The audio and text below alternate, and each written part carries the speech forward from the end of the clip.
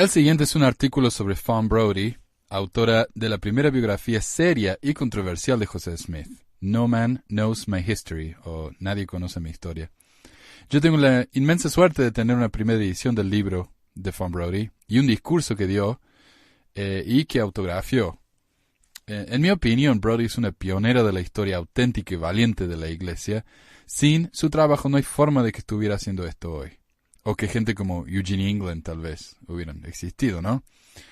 El artículo se llama La excomunión mormona de Fawn Brodie, ¿por qué el destierro de la famosa biógrafa reverbera 65 años después?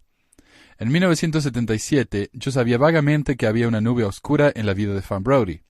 Había crecido como una devota mormona en una pequeña aldea fuera de Ogden, Utah. Su abuelo, por parte de su madre, era el presidente de la Universidad de Brigham Young, el centro teológico del mormonismo, y su tío, David McKay, fue parte del quórum de los 12 apóstoles, uno de los cuerpos gobernantes de la Iglesia de Jesucristo de los Santos de los Últimos Días. McKay se convertiría en el 9º presidente de la Iglesia Sud en 1951 y serviría en ese cargo hasta su muerte en 1970.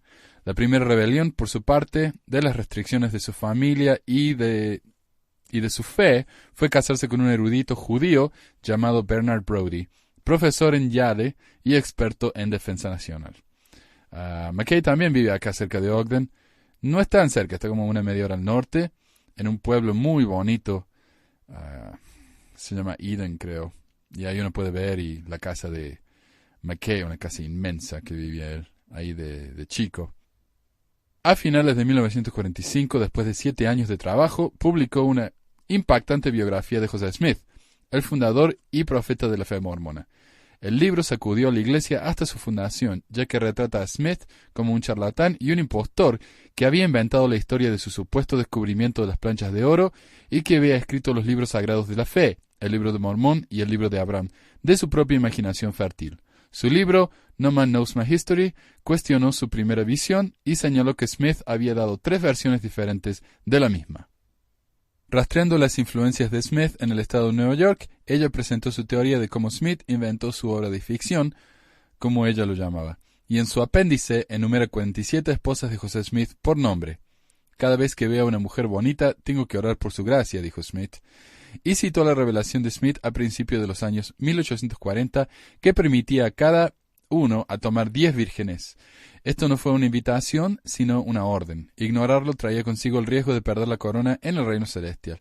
Bueno, yo no sé si esto fue cierto durante la época de Smith. Esto fue más en la época de Brigham Young, donde mientras uno más esposas tenía, más oportunidad tenía de ir al reino celestial. Se enseñó eso, ¿no? Y vamos a hablar pronto de la poligamia en más detalle, pero continuemos. La revelación de Smith era nada menos que una redefinición de la naturaleza del pecado, escribió Brodie, y creó para los mormones modernos un legado de vergüenza inconsciente de la poligamia de sus ancestros. La poligamia fue prohibida en 1890 y con el tiempo, ella escribió, la mayoría de los mormones llegaron a considerar el fin de la poligamia como un alivio. Pero debido a que el matrimonio plural fue durante tanto tiempo un principio fundamental de la teología mormona, la vergüenza de la historia sobrevivió. La biografía de Fawn Brodie sigue siendo hoy la obra definitiva sobre el profeta mormón. Fue muy elogiada en la prensa dominante. El New York Times dijo que era uno de los mejores de todos los libros mormones, erudito, integral, judicial y laborioso. Bernard DeVoto lo llamó el mejor libro acerca de los mormones hasta ahora publicados. Pertenece a una clase única. Bernard DeVoto, él también era de aquí de Ogden, y fue un historiador nacional muy respetado y comenzó una columna en una de las revistas más históricas aquí, se llama Harper's, así que un nombre para ser tomado en serio. Para muchos mormones devotos, sin embargo, el libro es una obra difamatoria y una atrocidad. Con los años, Brodie fue referida a menudo como esa mujer horrible. El diario mormón Saints Herald llamó a su libro un acto macabro y una profanación sepulcral. Ella ha sido controlada en su totalidad por la mortal animosidad contra la Iglesia y su fundador, continuó el artículo. Si ella no es un alma completamente perdida, ella se arrepentirá de haberlo escrito.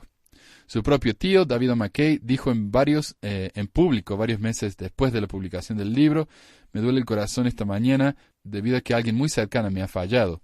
Ella ha violado sus convenios de su infancia y pasado a través de la cerca de la consideración y la decencia.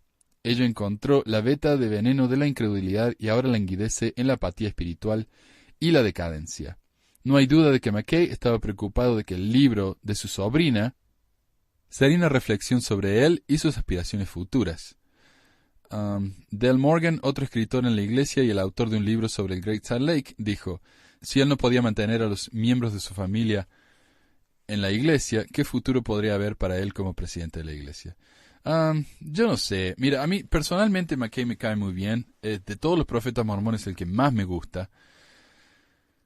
Fue un hombre de mucho conflicto. O sea, él vivió durante la época de esto de los negros. Él obviamente trató de hacer algún cambio. Para mí él fue un hombre muy respetable. Y como miembro creyente de la iglesia, cualquiera le dudaría que un miembro de su familia se vaya de la iglesia. Y él como profeta, por supuesto, a él le dolía mucho. Entonces yo entiendo qué insultante que suenan sus comentarios, pero hay que ponerse en el lugar de él también, ¿no? Es una situación difícil. Y yo no creo que él haya hablado con intenciones de ser profeta, porque uno no es elegido para ser profeta, a uno le toca, ¿no? Así que no sé, no me gustan mucho los comentarios estos que hace el autor de este artículo con respecto a McKay. Pero continuando, le correspondió a un historiador mormón llamado Hugh Nibley escribir la respuesta oficial de 62 páginas al libro de Brody titulado No señora, eso no es historia. Es un juego de palabras. El libro de Brody se llama No Man Knows My History, nadie sabe mi historia, y el libro de Hugh Nibley se llama No Ma'am, That's Not History. No señora, eso no es historia. En inglés suena muy parecido y es muy, muy simpático el título, pero es un libro muy, en mi opinión, muy odioso, ¿no? Muy, muy insultante. Pero así es Hugh Nibley, es la personalidad de él. Y es un libro muy chiquito, que, como dice acá, 62 páginas, no es un libro, es un panfleto. Y creo que el libro ese me salió más que la primera edición de Brody. Arguyendo que el libro de Brody se convertiría en el estándar para la corrección política en el establecimiento mormón. Oh, eso es lo que dijo Hugh Nibley. Así que Samuel W. Taylor, un escritor sud, escribió en su ensayo titulado Cómo ser un erudito mormón. Al criticar el libro de Von Brody, escribió, uno demuestra que está pensando bien porque la señora Brody demostró ser una infiel por haber escrito y entregado a los bofetones y haberse entregado a los bofetones de Satanás.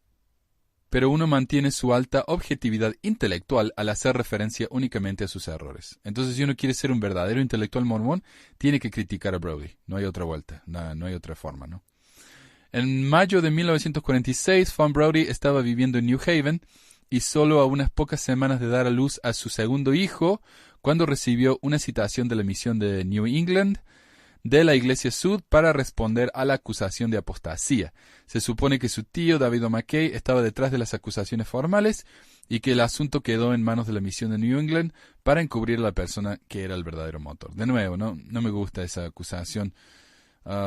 Él mismo dice que se cree, ¿no? Pero al escribirlo acá lo hace ver como que fue culpable McKay, y no hay prueba. La carta de convocación la acusó de afirmar verdades que niegan el origen divino del Libro de Mormón, la restauración del sacerdocio y de la Iglesia de Cristo a través de la mediación del profeta José Smith, en contra de las creencias, doctrinas y enseñanzas de la Iglesia. Brody no respondió a la carta y no compareció ante el tribunal. Menos de un mes más tarde, la corte de un obispo oficial y sumariante la excomulgó de la Iglesia mormona por hereje. El libro de Brody le da crédito al profeta mormón por ser carismático, imaginativo y místico, un genio como líder. Sería difícil encontrar otro hombre cuya vida fue un melodrama tan extremado y que fue al mismo tiempo una figura tan importante en la historia de los Estados Unidos, escribió en 1948.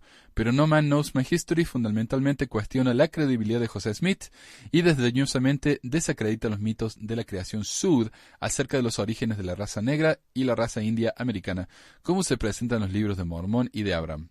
Sin pestañear, Brody escribió de cómo el devoto mormón debe creer que la piel negra de la raza afroamericana y la piel roja de los indios americanos son una maldición de Dios. Y esto es realmente algo tan insultante cuando uno se pone a pensar. Yo no sé por qué estuve tantos años en la iglesia antes de ponerme a pensar de lo horrible que es esta declaración. mi piel marrón es una maldición de Dios, supuestamente. La piel negra es una maldición de Dios. Y eso ha dado lugar a tanto racismo y tanto odio por tantos años y que todavía dura. A mucha gente le da crédito a la Biblia, ¿no? Para justificar la esclavitud y cosas así. Y José Smith, ¿no? Se basó en el libro de Abraham para negarle el sacerdocio a los negros. En 1831 el profeta mormón se dispuso a revisar el Antiguo Testamento. A la historia de la Biblia corriente de la desgracia de Cam, en Génesis 9, 21 al 27, Smith añadió estas palabras: y una oscuridad vino sobre todos los hijos de Cainán, que fueron despreciados entre toda la gente. La semilla de Cainán era negra y no tenía cabida entre ellos. Esta es la versión inspirada de Génesis 7, 10, 14 y 29. Brigham Young, el sucesor de José Smith, profundizó esta animadversión hacia los negros. Solo en 1978 el presidente de la Iglesia Mormona, Spencer W. Kimball, tuvo una revelación que cambió la política y permitió que los negros se convirtieran en sacerdotes mormones. Pero esta revelación está en clara contradicción con el libro mormón sagrado, el libro de Abraham. De nuevo, esto es lo que dice el artículo no yo. Yo no concuerdo con eso. Yo creo que el libro de Abraham no dice directamente que los negros no pueden tener sacerdocio. Eso es una interpretación. Pero dice que la piel negra es una maldición, lo cual es bastante mal en sí. Los papeles de Fan Brody están depositados y bellamente catalogados en la biblioteca Marriott en el campus de la Universidad de Utah. La colección es un tesoro que incluye una montaña de correspondencia de sus partidarios y detractores.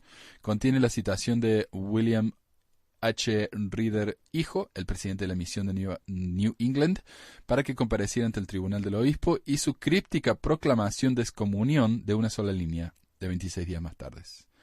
A finales de 1980, Fan Brody tenía cáncer y estaba cerca de la muerte, pero estaba lejos de descansar en sus laureles.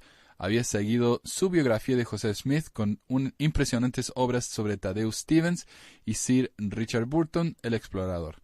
Su biografía íntima de Thomas Jefferson en 1974 estuvo en la lista de bestsellers del New York Times por 13 semanas y fue el primero en demostrar que la exclava Sally Hemings había sido amante de Jefferson.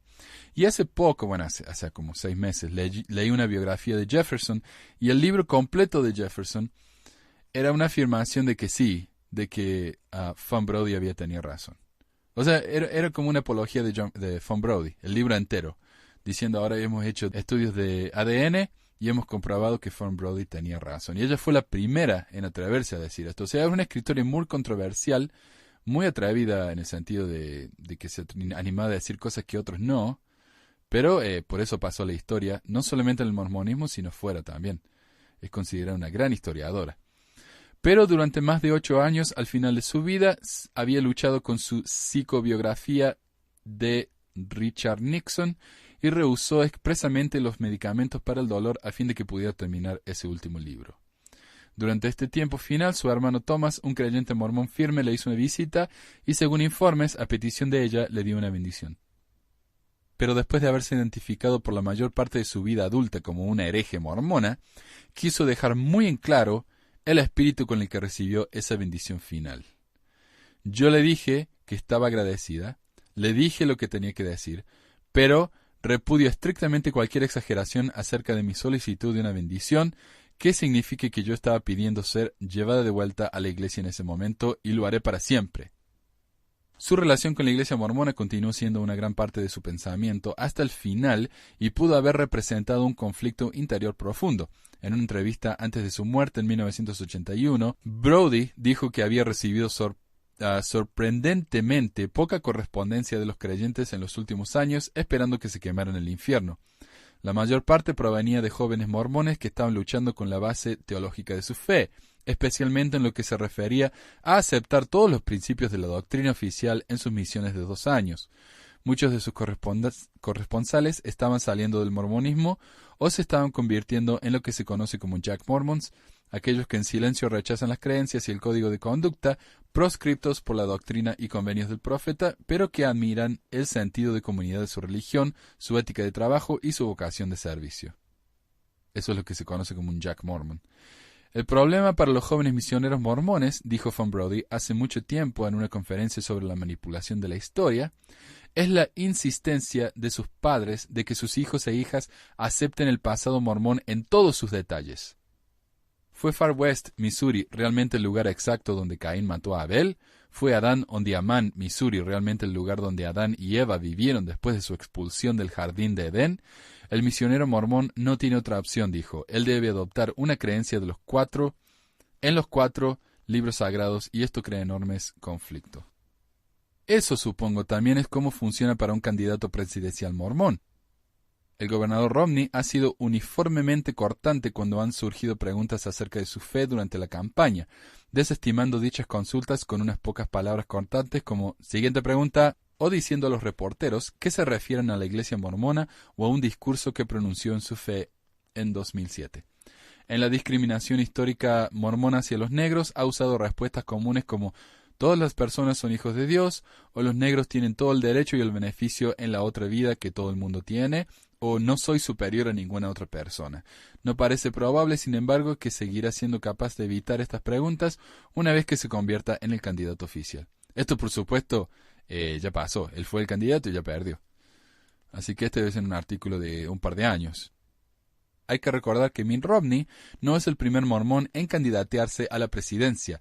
Este honor le corresponde al mismo José Smith en 1844. Sorprendentemente, en esa breve campaña el profeta mormón cambió su posición sobre la esclavitud y defendió una posición, como Brody señaló, que parecía estar a la vez en conflicto con sus propias enseñanzas anteriores sobre la raza y más generoso que la posición de Abraham Lincoln cuando se postuló a la presidencia 16 años después.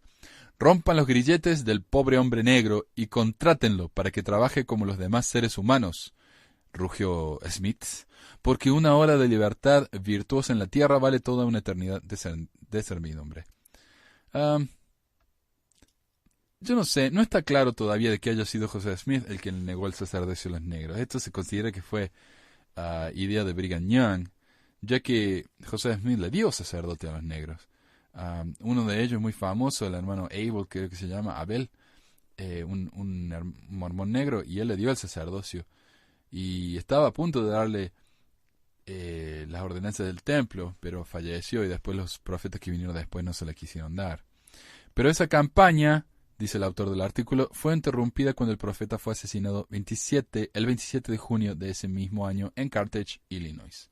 Ok, y eso fue el programa de hoy. Espero que puedan apreciar un poquitito, por lo menos, lo que fue esta mujer, la gran personalidad que fue y el valor que tuvo. Por supuesto, los mormones la consideran una horrible persona.